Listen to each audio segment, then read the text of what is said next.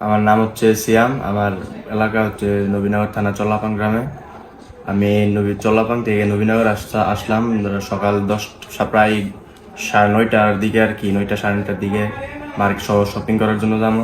মার্কেটে গেলাম, shopping mall যেটা ছিল ওইটা বন্ধ। দেন আমি এখান থেকে লঞ্চঘাট গেলাম, সামনে আর একটু সামনে গেলাম চা খাওয়ার জন্য। ওইখানে যাওয়ার পথেই আমার সাথে একটা দুর্ঘটনা হয়েছে। যেমন আমি যাইতেছি, একটা ও সিএনজি দেখলাম, ফার্স্টে লক্ষ্য করলাম পিছন থেকে একটা সিএনজি আসতেছে। সাধারণভাবে আমি হাঁটতেছি যাইতেছি, দেন হাতে ছাতা ছিল, বৃষ্টি ছিল। ছাতাটা যখন নিবে পিছনে চাওয়ার আগে মানে কোনো বুঝে ওঠার আগে আমার এই হাতে টান দিয়া আর সিএনজির ভিতরে নেওয়া হয়েছে আর কি। এরপরে 30 সেকেন্ডের মতো আমার হুশ আসিল। দেন কি এরপরে আমি কইতাম পারি না। এরপরে আমি যখন জ্ঞান ফিরলো তখন দেখলাম একটা রুমের মধ্যে যাওয়ার ওখানে অনেক মানুষ ছিল।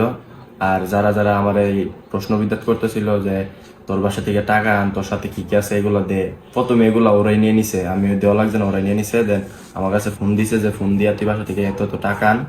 টাকা নিল, ফোন নিল, ওরা মাথার মধ্যে পিস্তল টাকা।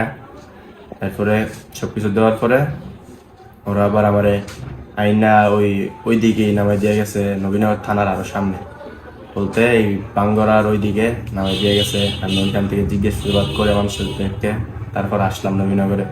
আমার কথা হচ্ছে যে নবীনগর থানার এত ক্লোজ থেকে যদি এরকম ঘটনা হয়ে যায় তাহলে তো আমরা মানে সাধারণ পাবলিকের আর পুরোপুরিভাবে নিরাপদ না।